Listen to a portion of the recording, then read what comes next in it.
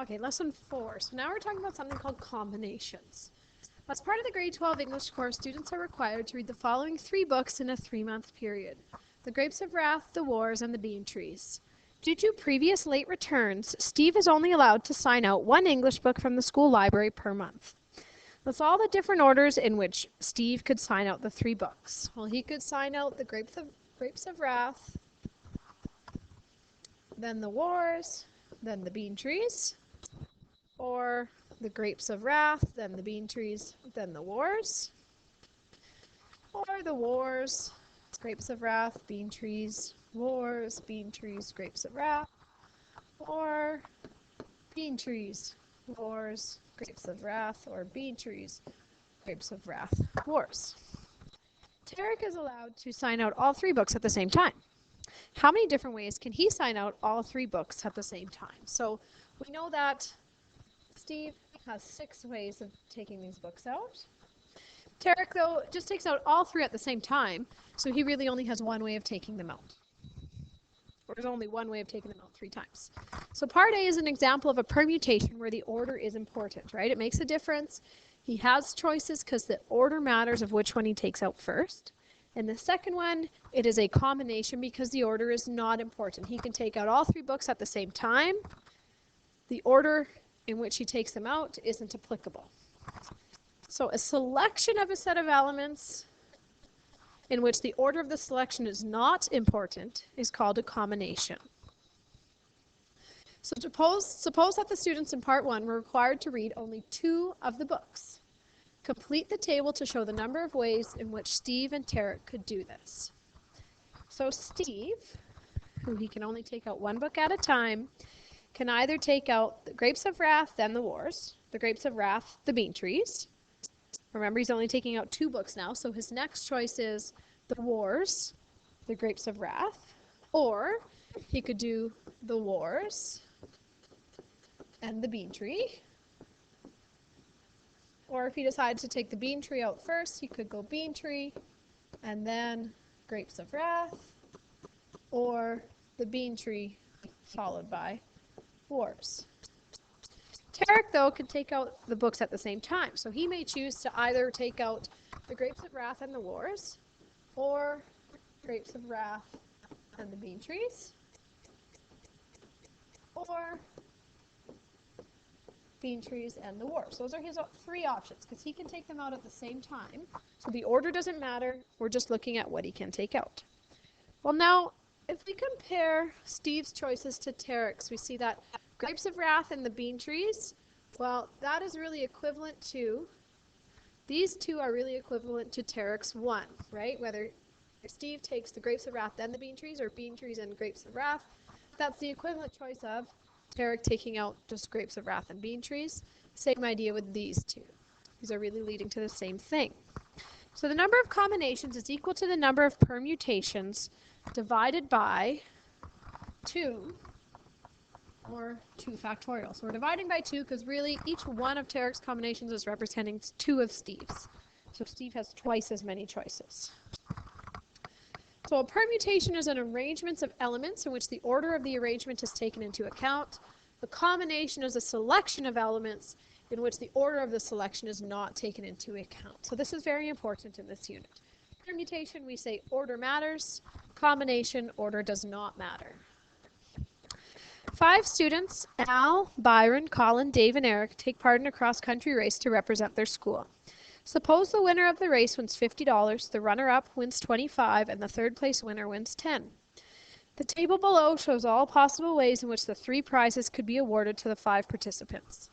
So conveniently here we have A standing for Al, B for Byron, C for Colin, D for Dave, and E for Eric. So here we have 3 prizes being awarded to the 5 participants in the race.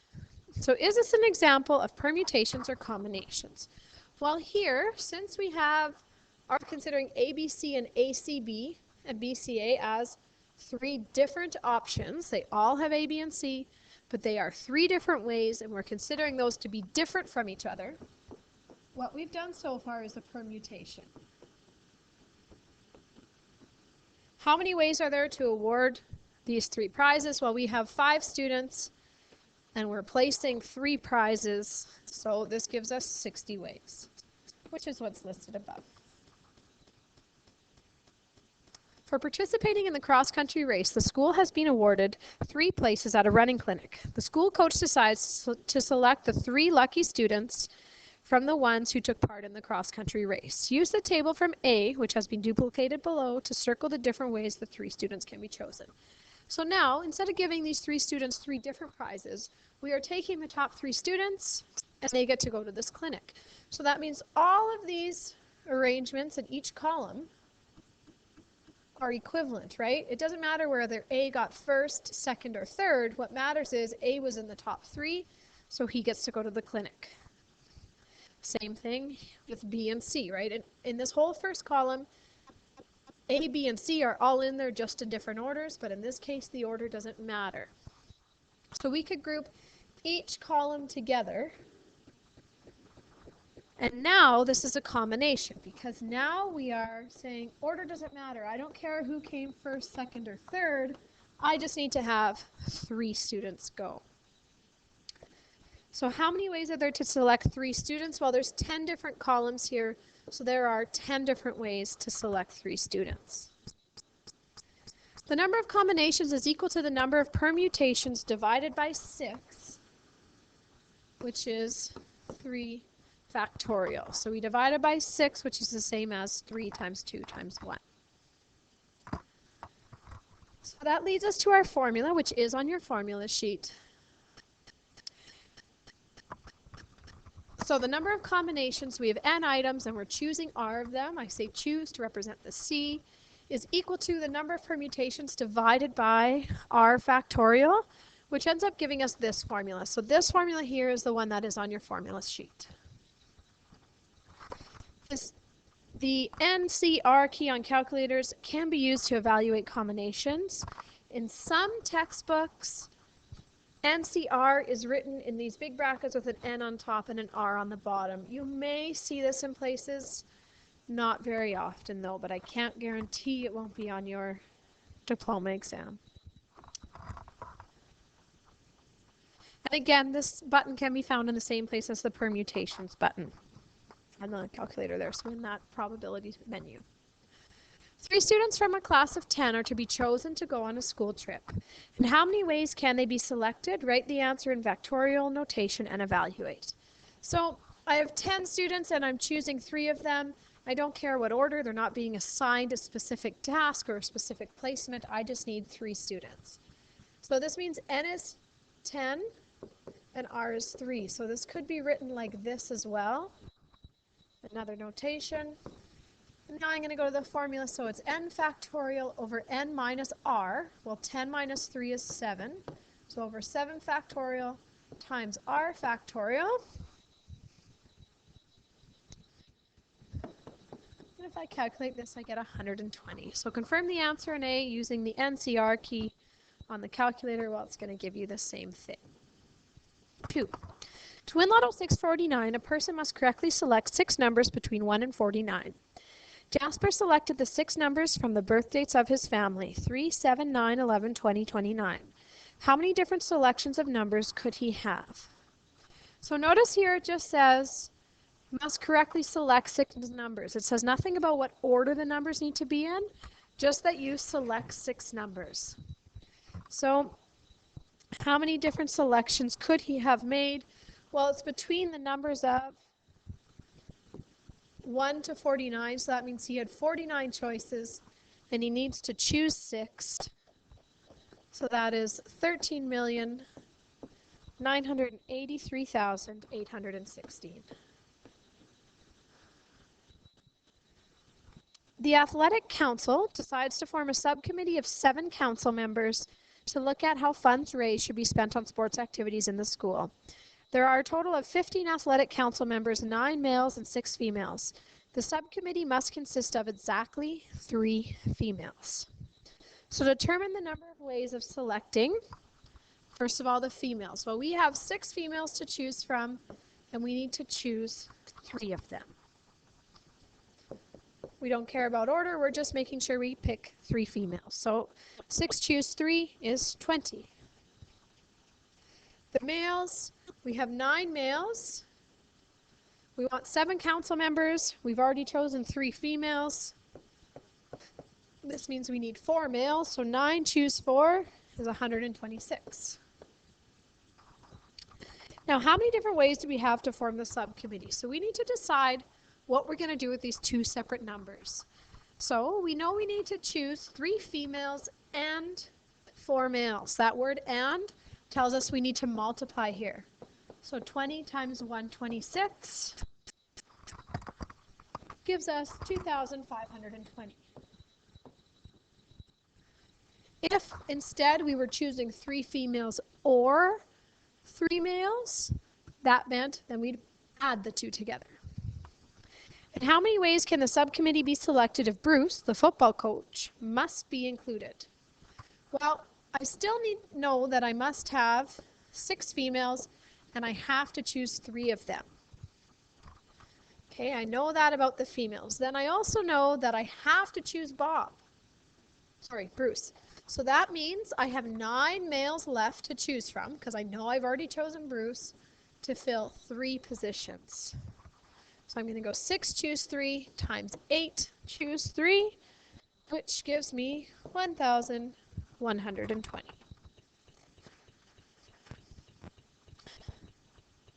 Next example, a standard deck of 52 cards has the following characteristics.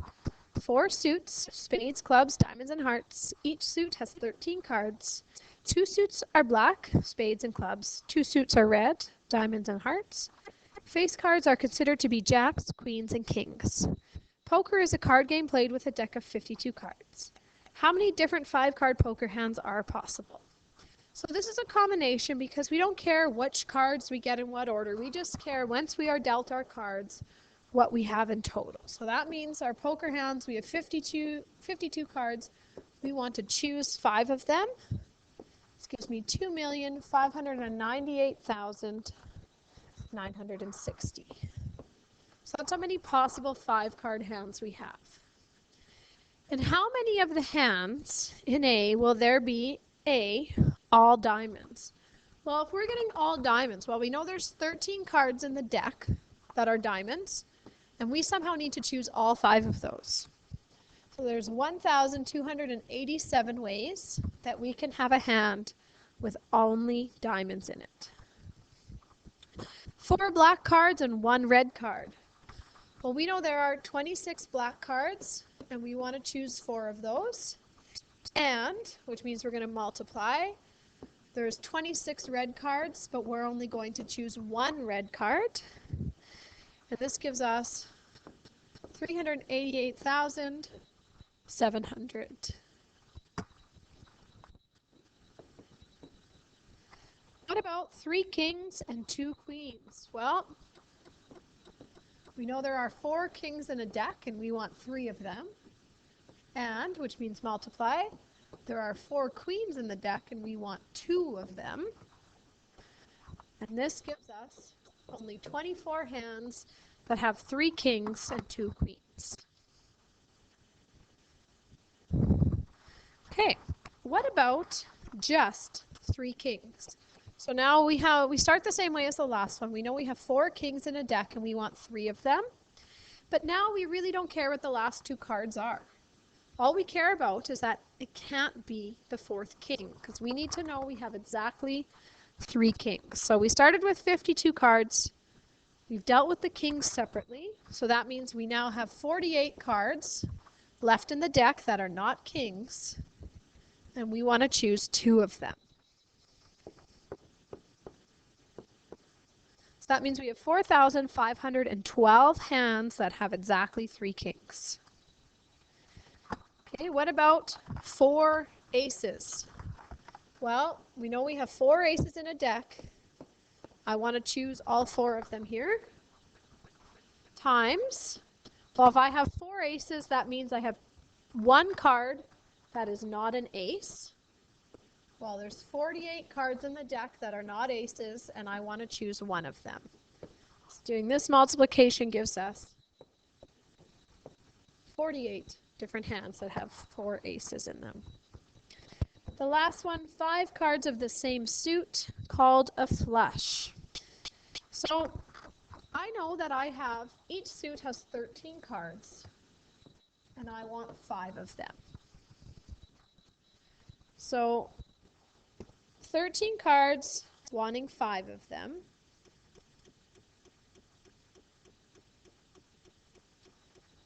Gives me 1,287 hands of one suit. But I have 4 suits, so I don't care if this hand is all spades, all clubs, all aces, all diamonds. So I can take that 1,287 and times it by 4, which means I have 5,148 options of hands that are all the same suit.